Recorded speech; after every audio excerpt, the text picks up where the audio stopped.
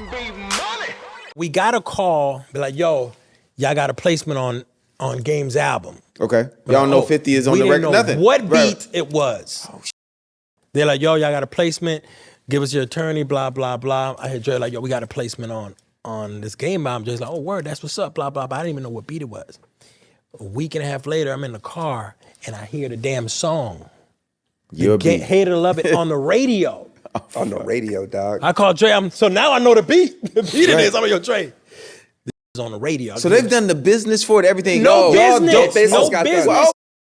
That record.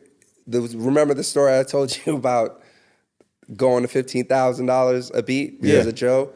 That record is the reason that we started getting 4 points off rip on every record we produced, because they put the album out. They didn't do no business. Our team was trying to get the business done before the album dropped, and she kept telling them like, yo, y'all can't put the album out. Y'all ain't even do the business. Yeah.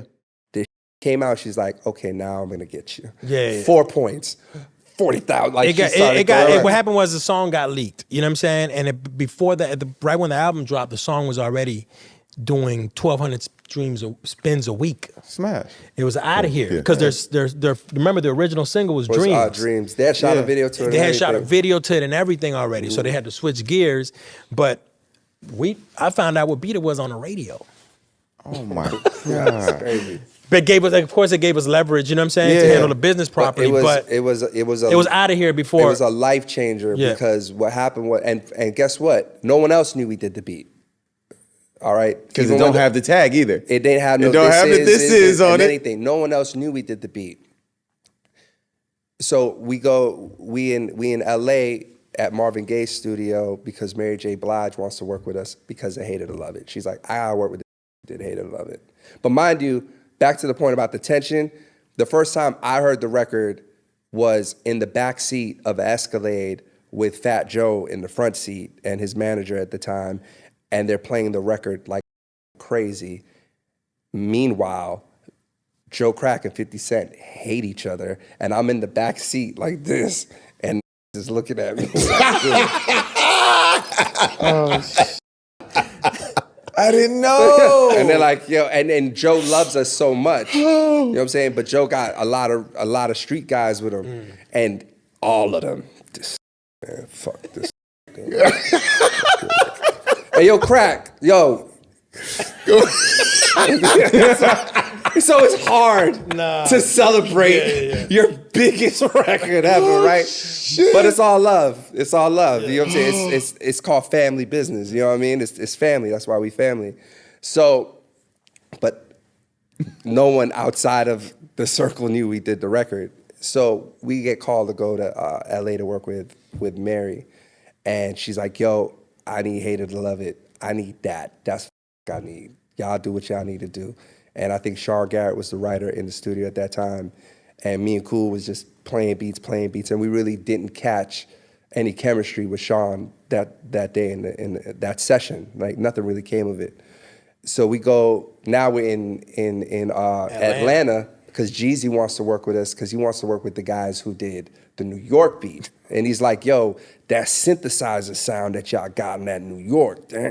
So I'm telling all my niggas, yo, listen to that. Make shit like that. I want them synths. I said, fuck it. Might as well call the niggas who did the beat, man. So we get in the studio. Yo, I need a New York. I need one of them.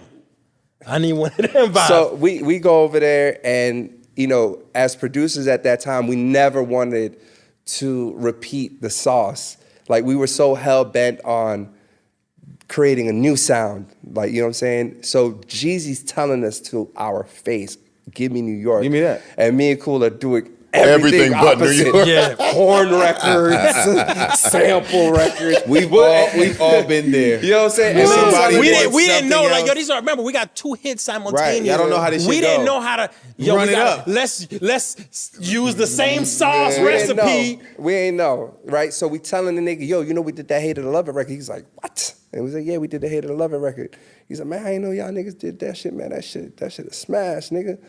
So we're trying to give him everything else. While we're in that session. They being too talented. Yeah, literally, we get the call from Mary in the Jeezy session. She goes, look, I wanted to work with y'all so bad. I know we couldn't do anything, we couldn't cook up anything new. So I said, fuck it. I just sang over the fucking Hate It or Love It beat and did it myself. I'm gonna send it to y'all now. So when we listen to it, it's Mary J. Blige singing over Hate It or Love It. Yeah. And at the end of the record, she goes, Cool and Dre, this beat is hot.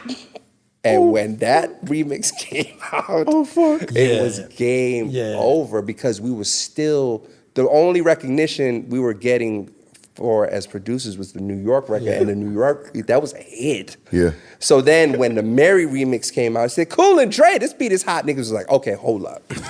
The same niggas who did that, that's impossible. It's completely different sounds. And then that's when our lives like really changed. Like I can remember being in Mansion and Pharrell seen us. Yeah. You remember Mansion? And Pharrell seen us and he left his table to come over to like show love. And me and Cool was like, we need to be showing you love. Like you fucking, like we look, and copping pleas for no reason. We're like, hey, yo, listen, all them articles saying that we're the next Neptunes, we never told them that. Like, we had nothing to do with that. Yeah, like, we mad. They made that shit up. And I'm like, I'm telling him, like, and he's like, yo, don't even worry about it. I'm just letting you know, like, we're upset about it too. Like, we don't even know if this nigga even knows about no articles, right? You know what I'm saying? And he was just like, yo, that bass line on that record is forever, man. Y'all got a forever. Y'all got a classic forever. I was like, yo, you heard the New York record we did? Like, you know what I'm saying? And like he went on his way. Shout out to Dr. Dre for putting the most amazing mix in history ever on a record. Like we were just talking about mixes. It won't come out until he's. No, what's ill is when we did, we would, there were certain things that we would emulate. Not emulate, we would take a gem. So Dr. Dre, what he would do on his choruses, he would add a tambourine to a snare, and he wouldn't do it on every snare. He would do it. He would do it on one snare, let the other one breathe, and then do it on another snare. So on Hate It or Love It, y'all did that. We did the exact same shit, not knowing it was ever going to Dr. Dre. That was just a gem we picked up from him. I can remember when our first meeting with Jimmy Iovine, and it was about some whole other shit years later, and we're sitting there. And like we reminded him, like, yo, we did Hate It or Love It. And he was just like, that's one of the top 5 records in my career, period. Like of anything I produced or anything was on my label. He's like, let me hear that beat before Dre did what he did to it. So me and Cool, we didn't understand what he was saying. Yeah. Like, before Dre, what he did? Well, Dre mixed it. Like, he's like, I want to hear what I want to hear. I want to hear before Dr. Dre touched it. Opens up the laptop, puts his speakers on, and plays the beat. And Jimmy goes, "Oh, it's the same thing." Well, it's not Dre is who he is, and we worship him. But it was really like he couldn't believe it. He put a hell of a mix on. Yeah, you know what I'm saying. So Couldn't believe y'all was already close. Yeah, no, exactly. Like, he was probably. He thought he was gonna hear it straight, like a drum track, like the Casio guy. Like pull the grand piano, and he's like, you gonna do that to my man? We couldn't fit a grand piano in here. No, you couldn't fit a grand piano. But it's a mission to get it in First of here. all, let me let you. Woo! Come on, man. But man, Come on, man. the Oh, shit. so Dre did have, shout out Mike Elizondo. I mean, shout out just Dre and everything that he did, man. But he had him play the bass over. Yep. Because as producers, musicians, it's all about the chains. Yep. That bass chain that Dre has, vocal chain, it's the best quality of everything. Absolutely. So when we got the credits, we saw bass by Mike Elizondo. I'm like, Yeah. that's why the bottom man on this It's record just so is fucking like when that glue, shit comes on in the nigga. club today, it just cuts through. Yeah. Nah, like glue. It cuts through like all he did was had the man doom, doom, doom, doom, doom, doom, Yep. put But that. we're musicians, so it's the bass. Jeez. It starts with the actual machine. Like it could be a custom machine. Oh, no, that no. Just doesn't, you know what I'm saying? Doesn't have the same, like it could be, it's the pickups. People don't understand it's not just whatever you pick up first. Man. When we did My Life, Yeah. we had My Life is the game featuring Lil Wayne. Yeah. the record had an 808. And before we went to mix, we tried to cut the bass on there like 10 times with different basses. It kept the interfering. bass 808 kept was- clashing yeah. with the 808. It Yeah. kept canceling out. Yeah. And I'm like, yo, Dre, we gotta mix this. We got a deadline. Game is like, yo, we gotta turn this shit in. We're at the NRG Studios. Remember we had glue. we had That's the the glue. Nas session with Nas, and we're at NRG Studios, and I'm like, yo, let's get it one last time. And the bass player called me, he's like, yo, I got a brand new bass. They telling me this shit is the magic. I'm like, all right, bring it through. We get to give it one last shot, because we had the Steve in the other studio, Pacifique, had the mix up. He's like, yo, I just need the bass. So my man, the bass player, Lord of the Strings, we call him. He comes with the bass, still clashing. I'm like, damn, we're just gonna have to keep the 808. So then the assistant engineer, he's like, y'all wanna try the glue? I'm like, the hell is the glue? Hold on. He's like, hold on. So at NRG Studios, you know that studio? In LA, they have like Moroccan style room and shit. It's Yes. super vibe. I've been there before. So they have they have a super room vibe. with all gear, vintage gear.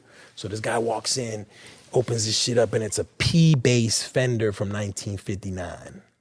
You can't even see, it's completely raw wood from it's exposed. Hooks that shit up. Doom, doom, boom. 808 comes on with the bass, and it's the marriage. Yeah, it's crazy. Perfect. So I said, yes, Lord. And he called it the glue. The glue, he said this bass goes with air. It's a P-bass Fender, P-bass, shout out Fender, from 1959. This shit was with the 808, was like magic. I was like, glue. send that bass to the engineer, boom, Yep. and it was done. Like, Wow. Nah, it's crazy. like you said, the pickup. He's like, because they make that bass guitar today, but that pickup from 59 was different. It's just You know what I'm different. saying?